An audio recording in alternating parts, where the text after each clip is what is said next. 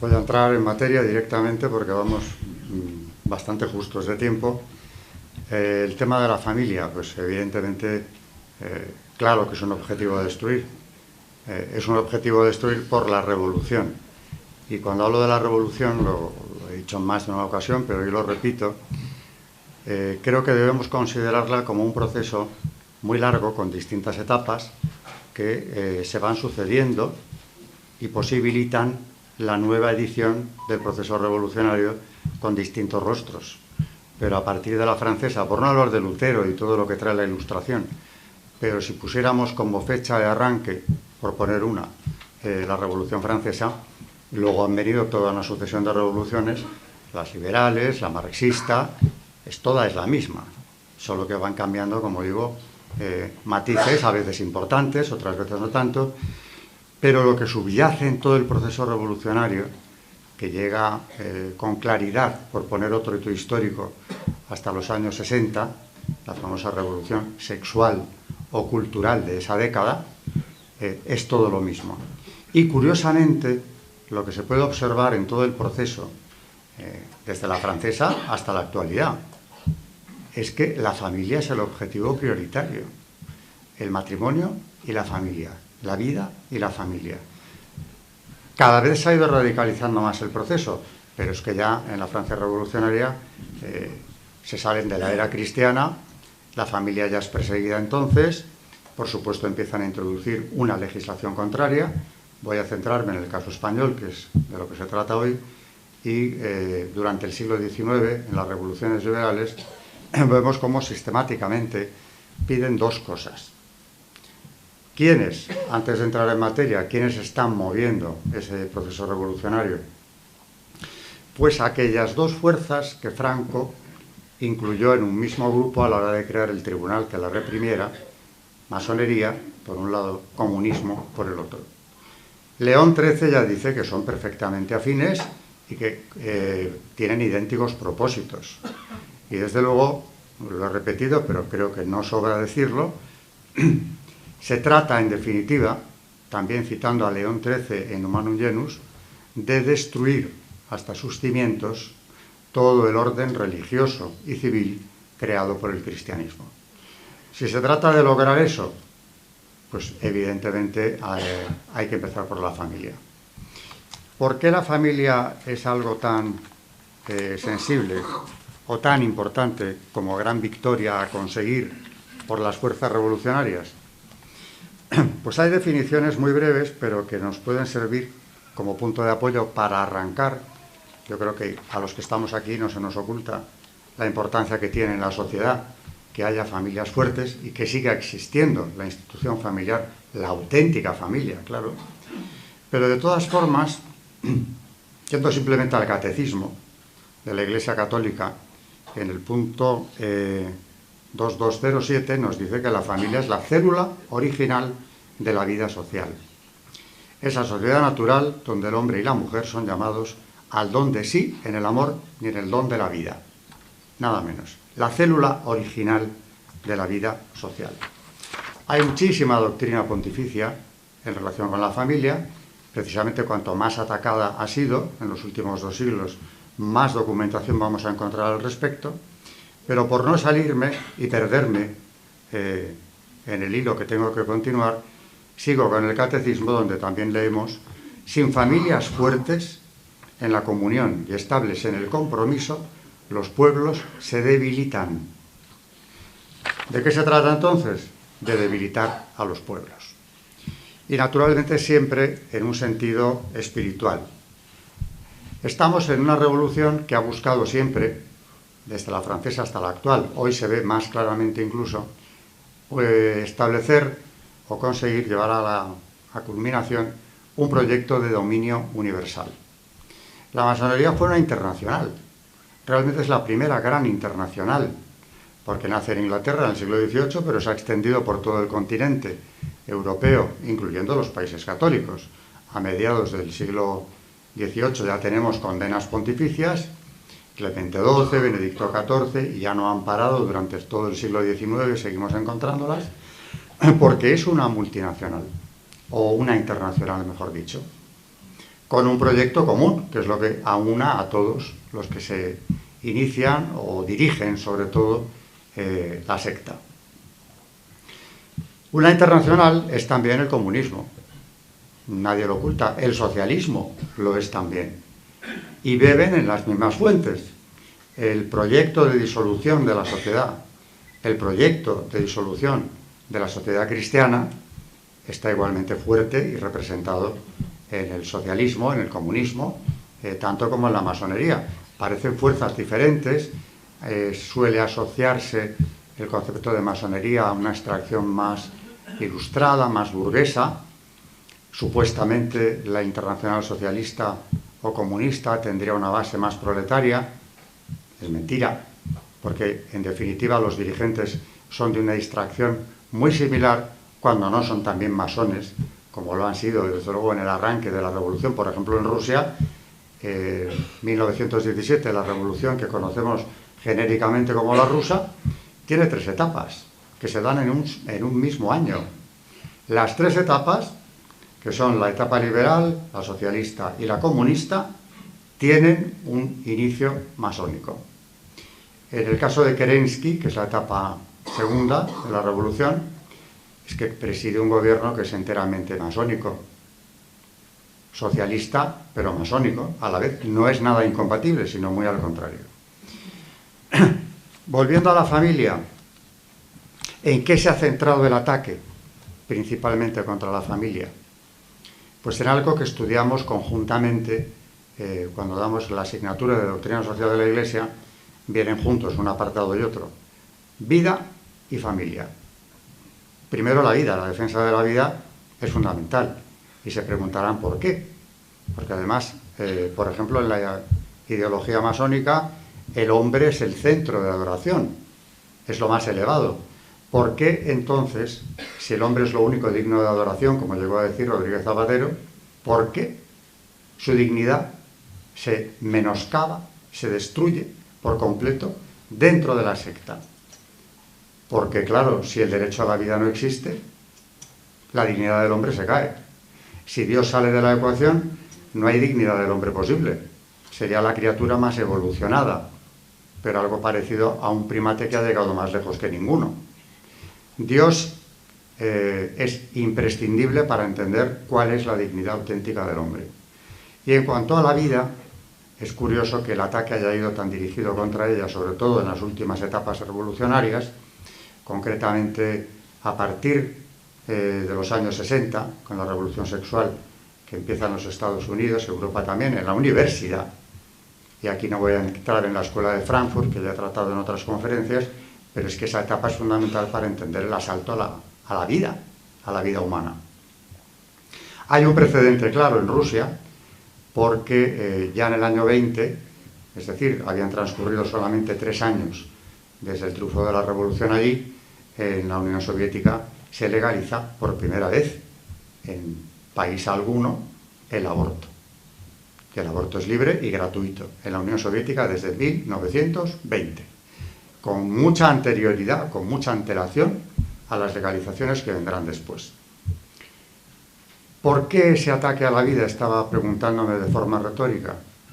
Pues porque si legalizamos la destrucción de vida humana, primeramente con el aborto, luego lo hacemos extensivo a la eutanasia, en fin, hay muchas maneras. El aborto cada vez de una forma más invasiva en cuanto a los derechos, hasta llegar a proclamarlo derecho, no una excepción, como en un primer momento fue en el caso español. Pasamos de exceptuar unos supuestos, en el caso del aborto de Felipe González, la ley del aborto de Felipe González, a que ya con Zapatero, seguimos en la onda del Partido Socialista Obrero Español, es un derecho. Ya hasta la semana 14ª, la mujer puede optar libremente por interrumpir, manejan el lenguaje como les parece, el embarazo o no. No es una interrupción. Una interrupción es otra cosa. Si matas al niño se ha acabado el proceso y no tiene recuperación posible. Decía que legalizando la destrucción de vida humana hemos dado en el centro de la diana. Porque si ese derecho no es defendible, si es cuestionable, ¿qué otros derechos podemos defender? Absolutamente ninguno. La plataforma de cualquier declaración de derechos, por supuesto, es el de la vida. Si ese no lo tenemos o le quitamos importancia, todo lo demás es cuestionable en cuanto a derechos se refiere. Libertad de expresión, etcétera, etcétera. Iré tocando lo que me dé tiempo en el transcurso de este rato, que bueno, que es poquísimo ya. Pero, como digo, el derecho fundamental que había que atacar es ese. Ese ya está atacado. Es más, se ha ido blindando hasta llegar al caso de Francia, donde ha ido a la Constitución por obra del presidente Macron. Pero, por cierto, cuando ha hecho esto, tampoco estaba haciendo nada excepcional. La Unión Europea ha votado el informe MATIC en el año 2021, donde declara que es un derecho, el derecho al aborto, y es más, pretende suprimir definitivamente la objeción de conciencia. Es un derecho tan inviolable que quien no, el personal sanitario que no quiera colaborar en él, pues evidentemente estará incurriendo en una dejación de prestación de vida. Es decir, será un delincuente.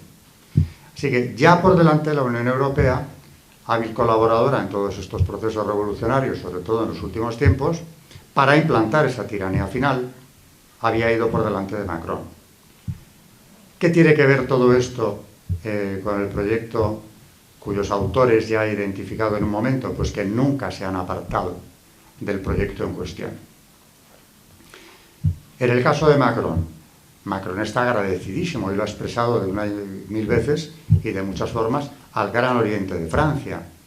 Las leyes contra la vida y contra la familia, y esto es confesión de masones que han dejado las logias, cito siempre a mi buen amigo Sergio Abad Gallardo, dice que las leyes de ideología de género, que también van contra la familia, por supuesto, se han debatido en las logias, se han planchado en ellas. Concretamente, por no extenderme, la del aborto, que lleva el nombre de la ministra que lo sacó adelante, Simone Veil, es una ley que se planchó en la logia de su asesor, el principal de todos, el doctor Pierre Simon, que había sido gran maestro de la Gran Logia de Francia, y que además ha dejado un libro escrito que merece la pena ojear por lo menos, aunque lo han retirado hace tiempo y es difícil de encontrar, porque la propia masonería entendía que aquí su gran maestro había ido demasiado lejos cuando afirma que la ley del aborto es una gran victoria de la masonería sobre el pensamiento judeo-cristiano. Así que vamos aclarando posiciones. No es una manía que les haya entrado de repente legalizar el aborto, convertirlo incluso en un derecho después. Es un proyecto muy claro de devaluación de la dignidad del hombre. Si de paso, una vez logrado esto, destruimos la familia, pues hemos dejado a la sociedad completamente inerme.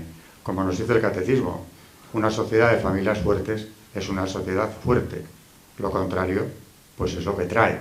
Una sociedad débil, atacable, y que además ya no tiene conceptos claros de nada ni puede defender derechos prácticamente. O sea que vida y familia, cuando son atacadas, lo son con un proyecto político a largo plazo de dominación permanente.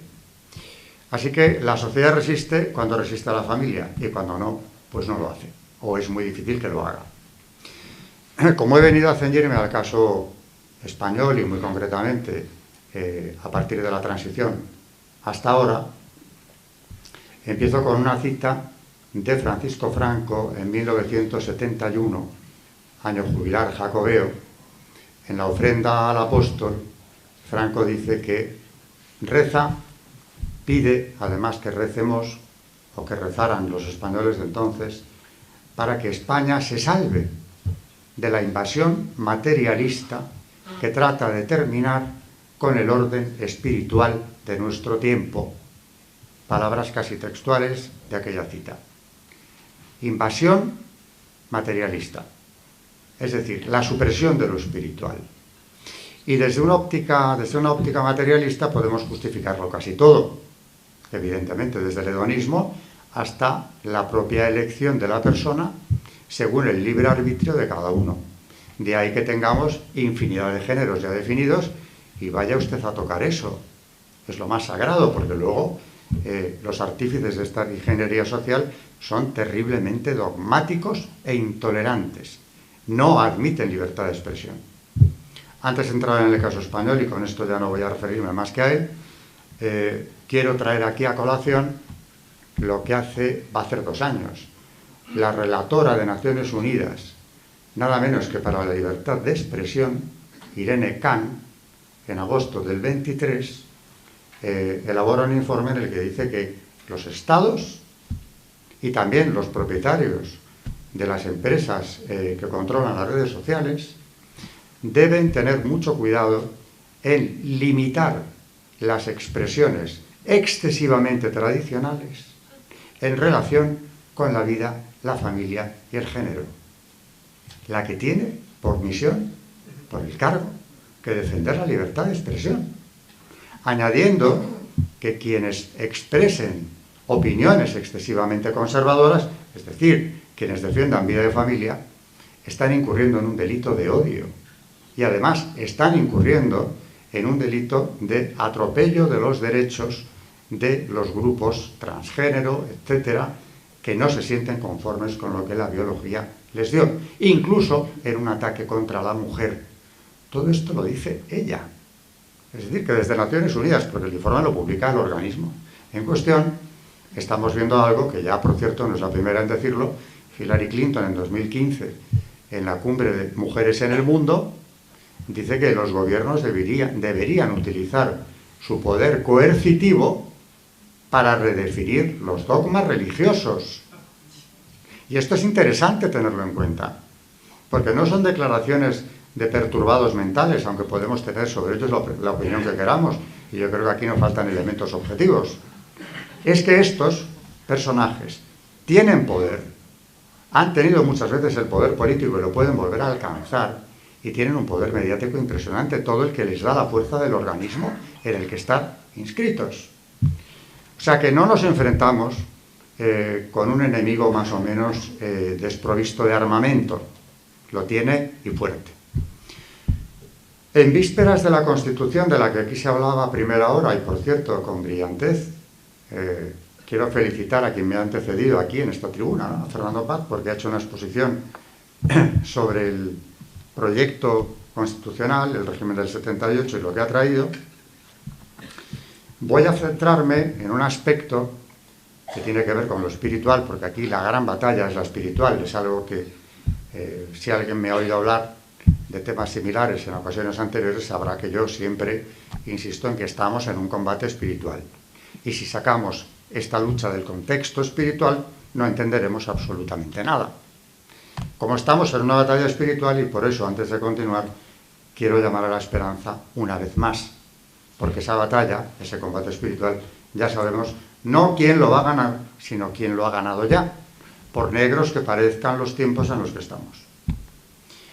Quien vio con enorme claridad lo que iba a ocurrir en España ya en 1978 y se atrevió a decirlo, porque no todos lo hicieron, hablo incluso del mundo católico, de la propia jerarquía, hubo casos aislados, pero el que habló con más claridad y ha dejado para la posteridad un documento que hay que repasar de vez en cuando, es el que era cardenal primado, arzobispo de Toledo, don Marcelo González Martín, que publica en noviembre del 78, el 28 de noviembre del 78, es decir, en las vísperas del referéndum sobre la Constitución, un documento, una pastoral, que se llama así, ante el referéndum sobre la Constitución.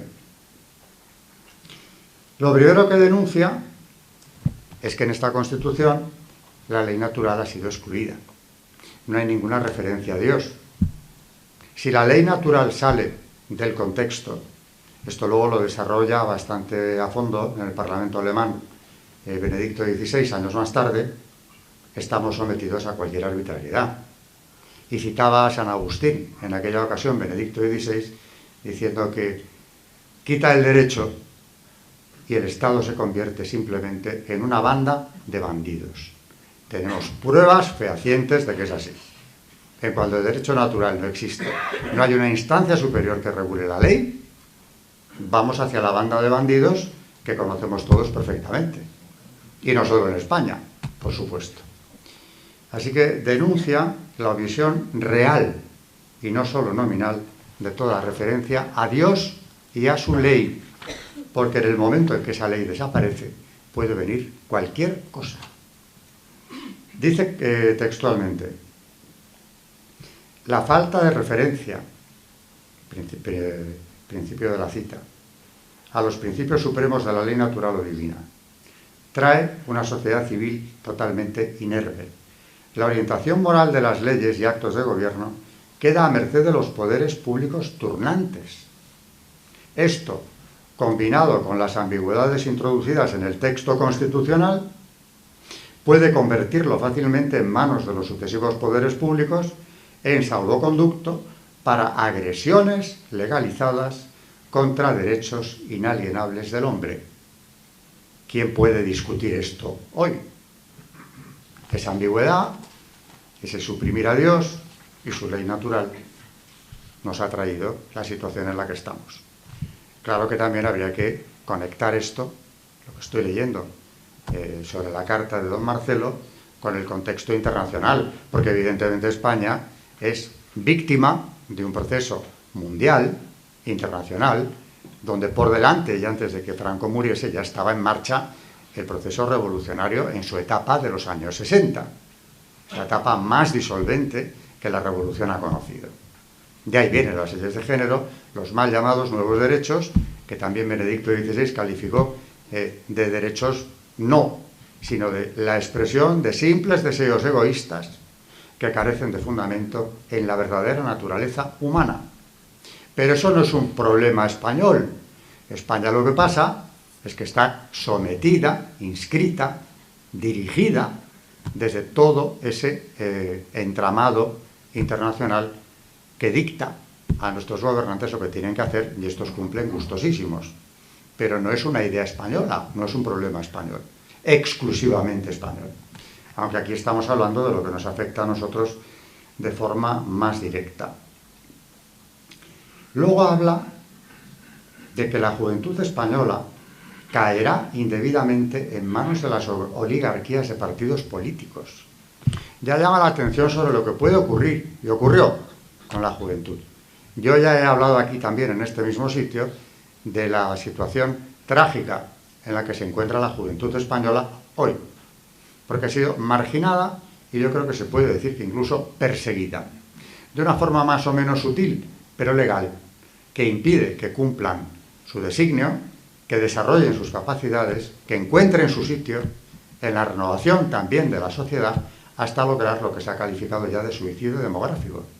No solo porque han sido atacados de forma ideológica, brutalmente desde la cuna, sino porque además materialmente se les ha impedido y se les sigue impidiendo que desarrollen o que lleguen a construir familias, por supuesto, e incluso un proyecto vital con esperanza de futuro. Esto ya lo ve don Marcelo. Dice que a esa versión marxista, porque introduce naturalmente el elemento marxista en lo que nos espera si se vota la Constitución del 78, tampoco clara en muchos aspectos, a esta versión marxista de nuestra historia debe añadirse la imposición más reciente de la ideología de género. Es decir, que naturalmente ya se veía venir, cuando todavía ni se hablaba de los nuevos derechos, algo que va a irse introduciendo en la educación de los jóvenes, violando también los derechos de la familia. Esto no lo dice don Marcelo, pero vino después, de forma clarísima. Los derechos a la educación de los hijos es un derecho de la familia que se ha discutido, que se ha negado por activa y por pasiva. Aquí he dado un pequeño salto en el tiempo, he venido al presente, pero quiero volver a la carta de don Marcelo porque dice cosas también muy interesantes. La Constitución no tutela los valores morales de la familia, que por otra parte están siendo ya agredidos con la propaganda del divorcio, de los anticonceptivos y de la arbitrariedad sexual. Está hablando del año 78 y ya ocurría todo esto. ¿Cómo no iba a llegar lo que tenemos delante? Los medios de difusión que invaden los hogares podrán seguir socavando los criterios cristianos en contra de solemnes advertencias de los sumos pontífices dirigidas a los gobernantes de todo el mundo y no solamente a los católicos. Se abre la puerta para que el matrimonio, indisoluble por derecho divino y natural, se vea atacado por la peste de una ley de divorcio, fábrica ingente de matrimonios rotos y de huérfanos con padre y con madre. No puede ser más denso el párrafo, porque nos está hablando de ese bombardeo ideológico que vendrá luego clarísimamente, que ya se notaba en el 78, y la destrucción del matrimonio con una indefensión absoluta de los hijos habidos en el mismo. También lo habían avisado los sumos pontífices, mucho antes de que lo dijera don Marcelo, ya en el siglo XIX. Pero esto llegó. Y claro, aquí cabría hacer una leve referencia brevísima a las cumbres de Naciones Unidas, de las que suelo hablar, sobre todo dos de ellas, las de 1994 y 1995, la primera sobre población y desarrollo, la segunda sobre la mujer. En ambas convocatorias se atacó a la familia sistemáticamente. Familia y vida. Porque en la cumbre del Cairo lo que se trataba era de imponer la agenda de la representación de Estados Unidos, liderada por Clinton, que lo apoyó sin reservas, de imponer un aborto sin restricciones. No le salió del todo bien.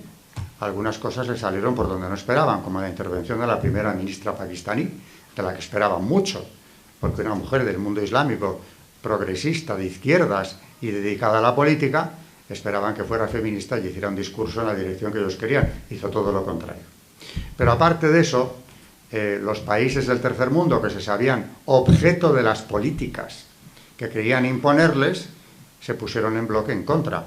Y claro, eran más, aunque mucho más débiles, pero a la hora de votar eran muchos más, y el proyecto del Cairo no prosperó. Da igual, son inasequibles al desaliento, y al año siguiente en Pekín, en el 95, volvieron a la carga hablando de las distintas formas de familia. ¿Eso qué es? Pues abrir el campo a la definición de familia como casi cualquier tipo de agrupación humana de la clase que se considere. Aquí en España se ha hecho de una forma contundente. Tenemos sobre todo el gran proyecto de ingeniería social, que nunca ha sido desmentido luego, de Rodríguez Zapatero, con sus leyes de género, su aborto ya elevado al nivel de derecho, porque claro, durante esas primeras 14 semanas la mujer en España puede abortar sin ningún tipo de cortapisa. Hablan de la interrupción, como decía antes, pero es el asesinato del niño. Y luego, claro, las menores que pueden ir a abortar solas. Aunque a veces, la verdad, la sociedad está en tal situación que no sabemos si es mejor que vayan solas o acompañadas, porque en ocasiones en los abortorios los rescatadores me cuentan cómo son las propias madres o padres quienes las llevan a abortar. A eso hemos llegado en la sociedad actual. En cualquier caso, las cumbres de Naciones Unidas no engañaban. Lo que pasa es que pasaban muy desapercibidas porque lo que no hacían tampoco era informar en prensa. Se informaba de los aspectos folclóricos, pero no de lo que se estaba debatiendo. Y en esa cumbre, ya en el Cairo, se habla de utilizar los medios de entretenimiento, cine, radio y televisión, incluso teatro clásico, no sé por qué el clásico, bueno, sí que lo sé, para ir introduciendo la nueva ideología, los nuevos derechos en la sociedad. Nada quedaba al azar. Esto enlaza con lo que había dicho 20 años antes don Marcelo, cuando habla de cómo en los hogares entraba esa propaganda ya de forma invasiva.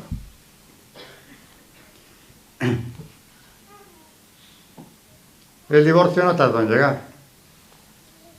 Como él profetizaba, el 22 de junio del 81 queda aprobado. Hoy el apoyo, claro, sería mucho mayor, porque el consenso ya es casi unánime.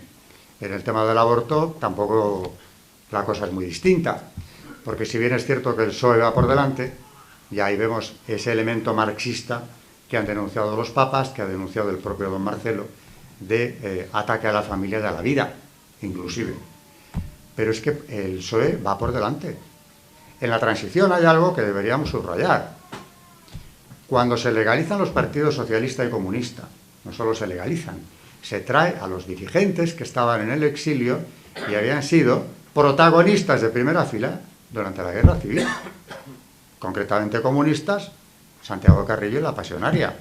Y no vienen de cualquier manera a acabar sus días pacíficamente aquí, es que los traen a las Cortes. Con lo cual ya al pueblo español están transmitiendo un mensaje muy claro. Por lo menos que se lo pregunten. Y no será que aquellos eran los que tenían la razón.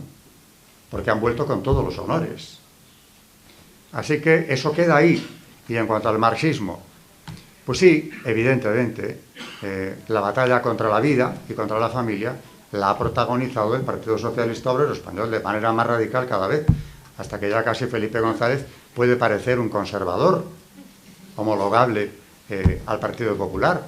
Pero yo aquí quiero traer una experiencia personal, quizá muchos de los que estén lo recuerden, que es el debate televisado entre Felipe González y José María Aznar en el año 93, ya de cara a las elecciones. En ese debate, Felipe González llevaba preparado el guión perfectamente para acorralar a su rival, consiguiendo, si es que lo lograba, que clarificase el programa del partido. Y se centró en uno de los puntos clave, que era el del aborto. Yo lo vi con asombro, pero lo vi en directo. Cuando le pregunta por este tema, Aznar contesta otra cosa. Vamos, algo que no tenía nada que ver con el aborto. Felipe sonríe socarrón y le vuelve a presentar la pregunta. ¿Qué va a hacer usted con la ley del aborto? Porque él ya la había introducido. No contestó. Me quedé asombrado y pensé, bueno, no lo quiere decir ahora en campaña electoral, aunque ya eso es muy grave, porque si no lo quiere decir es que encuentra que hay argumentos a favor, pero supongo que en cuanto gobierne lo quitará. Ya sabemos todo lo que pasó. Nada de nada. Muchos años más tarde lo justificaba diciendo que no lo tocó porque había ya un consenso social en España partidario del aborto. Y así nos hemos venido sucediendo hasta la actualidad. No olvidemos que Mariano Rajoy habló de reformarlo, no suprimirlo, no, por favor, pero reformarlo sí. Y también sabemos perfectamente qué ocurrió con la reforma. Después de darle varias vueltas, por cierto, que el proyecto del Partido Popular de inconstitucionalidad del aborto, como sabe cualquiera, pues tardó 13 años en recibir una respuesta, que era la que cabía esperar, pues que aquello estaba muy bien y era constitucional. Mientras tanto, ¿qué pasó con el proyecto de reforma? Pues que naturalmente ahí se quedó y no hubo ninguna reforma del aborto. El propio Partido Popular retiró su proyecto. Lo suelo traer, ya no me va a dar tiempo de darle lectura, pero sí destacar aquella carta pastoral de Monseñor Reich Pla, llamar a las cosas por su nombre, donde dice o explica el por qué el Partido Popular ha retirado ese proyecto de reforma de la ley del aborto. Y habla de un imperialismo transnacional que ha presionado fuerte, utilizando naturalmente al lobby LGTB y a todos los que dependen de ese imperialismo económico transnacional, capitalista, para que España no se convirtiera en un ejemplo para Europa y Hispanoamérica en materia abortista. Es decir, que a la hora de la verdad tampoco se sintió con ánimo o no quiso plantarse ante esas fuerzas Mariano Rajoy y retira su proyecto. ¿Qué ocurre? Que claro, con la llegada de Zapatero al poder mediante lo que se puede calificar, desde luego sin rubor, de un golpe de Estado, retomamos la ingeniería social marxista donde se había quedado. Yo aquí quiero recordar lo que decía al principio, el primer país que legisla a favor del aborto y lo legaliza es la Unión Soviética. Tampoco es muy raro que sus herederos ideológicos, aunque luego Felipe González quiso desmarcarse, renunciando al marxismo, pero son herederos ideológicos de todo aquello, retome el asunto donde lo habían dejado. Nuevos derechos, un aborto ya como derecho y una sociedad española prácticamente irreconocible a día de hoy. Sin embargo, también soy de la opinión de que España, y lo vengo sosteniendo desde mucho antes de que todo esto haya ocurrido, va a ser imbatible. Y esto solamente se puede explicar desde la fe. También es verdad que si conoces la España real y no la que aparece en medios de comunicación exclusivamente, ves núcleos de resistencia, ves una juventud que se resiste a seguir siendo manipulada, adoctrinada y, por cierto, marginada, y que funciona. Más que gente de más edad, muchas veces. Pero volvamos siempre al combate espiritual, al Sagrado Corazón. Los que han entronizado al Sagrado Corazón lo han pagado caro. Casos de Alfonso XIII en su momento, ya le avisaron que perdería el trono si no se iniciaba en la masonería, y entre otras cosas, aquella delegación que recibió el año 19 le decía que no solo tenía que iniciarse, sino introducir, de momento, el matrimonio civil. Es decir, que luego le acusaban de borbonear, pero estos demócratas masones lo que querían es que lo hiciera, porque él no tenía por qué legislar en ese tema, ni en otros. En cuanto a el argumentario del Partido Popular en general en estos temas, como de irse resignando a lo que el marxismo le va imponiendo, también se adelantó don Marcelo, y con esto voy a ir acabando enseguida, porque habla de algo que manejamos demasiado a menudo y es muy grave: el mal menor. ¿El mal menor? El mal es el mal. ¿Y menor en qué caso? Bueno, podríamos entrar aquí en definiciones. A veces el mal menor es que ya ha ocurrido, nos lo han hecho, nos lo han impuesto. Y hay que tratar de minimizar el efecto del mal. Pero muchas veces se utiliza para hacer un ejercicio de pura hipocresía. Voy a aceptar el mal menor para evitar el mayor. ¿Y cuál es el mayor? Aquí también nos daba respuesta don Marcelo. Porque decía, anticipándose a lo que veía venir, estos son, a nuestro parecer, los riesgos más notables a los que la Constitución puede abrir paso. Habla de aborto y matrimonio, es decir, familia. Su gravedad es manifiesta. Lo que por razones de orden político, que por razones de orden político se inclinan a un voto positivo, consideren ante Dios si realmente hay mayores males que justifiquen la tolerancia de un supuesto mal menor, sin olvidar que no es lo mismo tolerar un mal cuando no se ha podido impedir que cooperar a implantarlo positivamente, dándole vigor de ley. Eso fue exactamente lo que ocurrió. Y en eso estamos inmersos, insisto una vez más, para ya casi terminar, pues desde la transición hasta ahora. ¿Cuál es la situación de España en el contexto internacional? Bueno, pues aquí, como vamos por entregas, y tenemos breves paréntesis del Partido Popular, donde no pasa nada, aunque tengan mayoría absoluta, por aquello de ese consenso social supuestamente ya impuesto en la sociedad.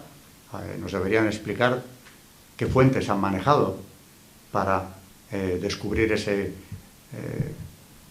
contexto que hace que todos los españoles estén a favor de las leyes de Zapatero, por ejemplo. Bueno, no nos lo explican y seguimos adelante. A día de hoy, por fin, sí, ya se oyen voces cada vez menos tímidas, porque al principio tampoco nadie se atrevía a meterse demasiado con esto. Y de hecho en el Partido Popular yo veo que generalmente, cuando ya parece que hemos llegado al límite de lo intolerable, hay negociación. Volvemos a la política del mal menor. Hay como un consenso, en Europa por supuesto, porque en Europa, en el Parlamento Europeo, van juntos. En resoluciones que nos afectan a todos, van juntos, desenmascarándose. Y Europa es lo que es. También lo que decía aquí Fernando Paz a primera hora.